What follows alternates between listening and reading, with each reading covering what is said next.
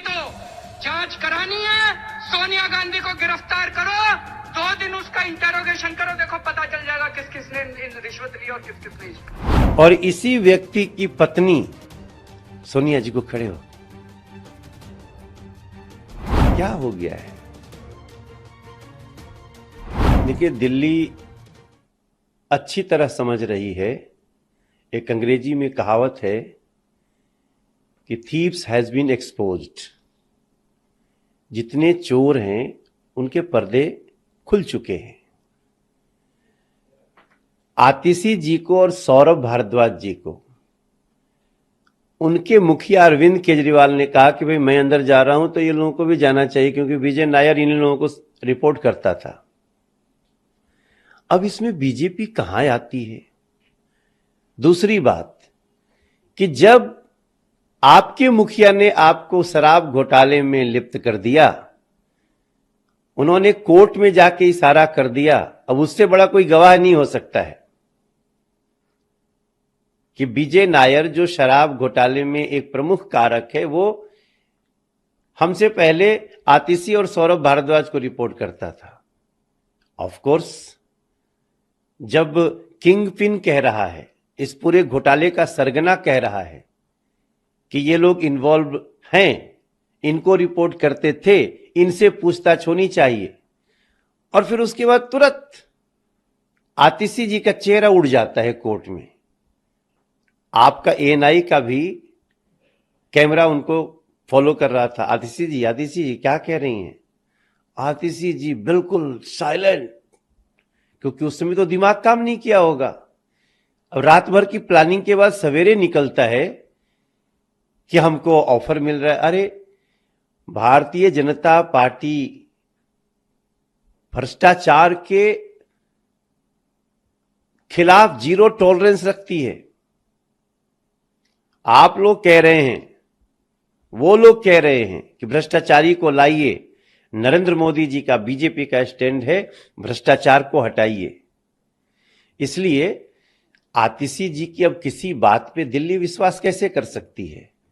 क्या दिल्ली को उन्होंने साफ जमुना दे दी? क्या दिल्ली को उन्होंने साफ पानी दे दिए घरों में? क्या दिल्ली के बड़े बुजुर्गों को इन लोगों ने पेंशन दे दिया? वो कहते हैं ना कि कई बार हमारे दिमाग में आता है कि ओल्ड टैक्टिस स्टैंड एक्सपोज्ड,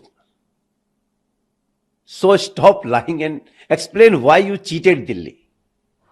मेरा मानना है आपने दिल्ली को जिस स्तर पे चीट किया है, अब दिल्ली की जनता आपको माफ करने वाले नहीं है, चाहे वो अरविंद केजरीवाल जी हों, चाहे ये उनके साथी हों। आतिशी, ये भी आने वाले समय में ईडी की कार्रवाई आम आदमी पार्टी के 4 और नेताओं पर होगी। उन्होंने अपना खुद का नाम लिया, सौरभ भारद्वाज का नाम लिया है, दुर्गेश पाठक का नाम लिया और राघव चड्ढा का नाम लिया है।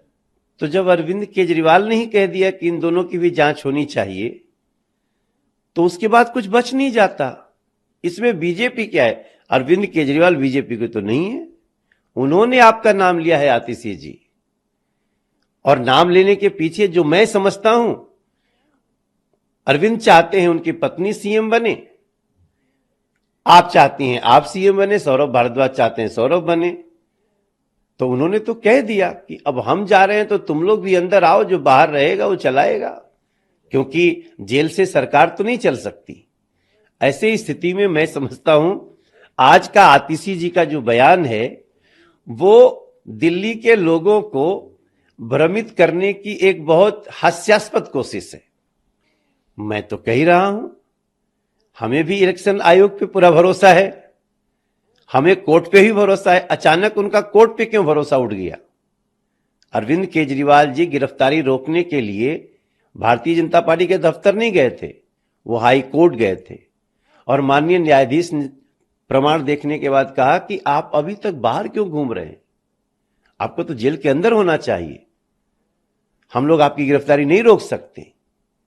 तो उसके बाद अखिलेश जी हों या राहुल जी हों, इन लोगों को कोर्ट पे भरोसा क्यों नहीं है? जो जेल के अंदर है, मनीष सिसोदिया जी हों, संजय सिंह जी हों, सत्येंद्र जैन हों, क्या उनको बेल देने का काम बीजेपी का है? इसलिए रामलीला मैदान में एक बड़ा आपने सर्कस देखा होगा, उस सर्कस का सबसे अच्छा दृश्य क्या था?